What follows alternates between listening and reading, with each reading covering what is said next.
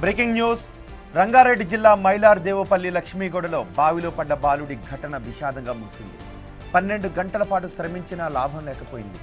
5 ఏళ్ల బాలుడి మృతదేహాన్ని సహాయక బృందాలు బయటకు తీశాయి. నిన్న మధ్యాహ్నం ఆడుకుంటూ ప్రమాదవశాత్తు ఇప్పుడు మీరు చూస్తున్న ఆ బావిలో పడిపోయాడు ప్రిన్స్. బావిలో ఉన్న నీటిని బయటకు తోడి బుల్డోజర్ల సాయంతో బావిని తవ్వి అతి కష్టం మీద బాలుడి మృతదేహాన్ని బయటకు తీశారు.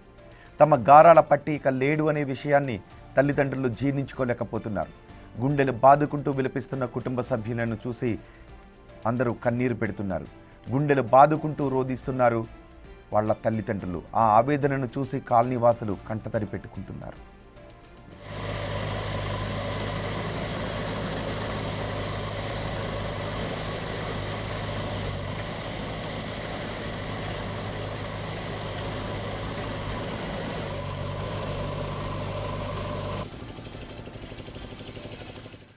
బాలుడి మృతితో కుటుంబ సభ్యులను ఓదార్చడం ఎవ్వరి తరం కావడం లేదు. పూర్తి సమాచారం మా ప్రతినిధి అక్రమ్ అందిస్తారు.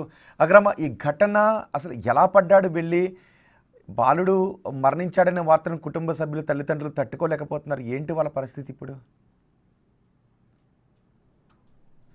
రోహిత్, రాజేంద్ర నగర్లోని ఆ లక్ష్మీగూడకు చెందిన దగ్గరున్న బావిలో నిన్న ప్రమాదవశాత్తు బాలుడు ఆడుకుంటూ కూడా ఆ బావిలో పడిపోయాడు. ఒక్కసారిగా పడిపోవడంతో తన తోటి స్నేహితులు కూడా తీసుకువెళ్ళి ఆ తల్లిదండ్రులకు ఇన్ఫామ్ చేయడంతో తల్లిదండ్రులు పోలీసులకు కాల్ చేసి డిఆర్ఎఫ్ బృందం అందరూ అప్రమత్తమై స్పాట్కి వెళ్ళి దాదాపు 12 గంటల సహాయక చర్యలు చేశారు. అయితే పడిన బావి చాలా లోతుండడంతో నీటి మట్టం కూడా ఎక్కువగా ఉండడంతో డిఆర్ఎఫ్ అధికారులకు కూడా చాలా కష్టతరమైందనే చెప్పుకోవచ్చు బాలుడి మృతదేహాన్ని బయటికి తీసేందుకు.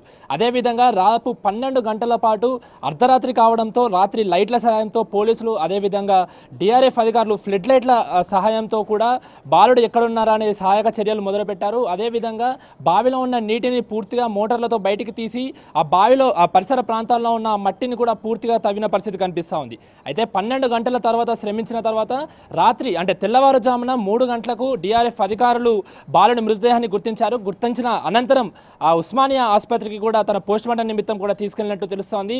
ఒక్కసారిగా పూర్తిగా కుటుంబంలో అదేవిధంగా రాజేంద్ర నగర్ పరిసర ప్రాంతాల్లో మొత్తం కూడా విషాద ఛాయలు అలుముకున్నాయి. ఆ బాలుడు అప్పటి వరకు తమ కళ్ళ ఎదుటనే ఆడుకుంటున్న బాలుడు 5 ఏళ్ల ప్రిన్స్, బీహార్కి చెందిన ప్రిన్స్ 5 ఏళ్ల అతను ఒక్కసారిగా అందులో పడడంతో కుటుంబ సభ్యులు కూడా కన్నీరు మున్నీరైన పరిస్థితి కనిపిస్తూ ఉంది. అందరూ ఒకేసారి విషాద ఛాయలతో రాజేంద్ర నగర్ పరిసర ప్రాంతాలు కూడా పూర్తిగా అలుముకున్నాయి.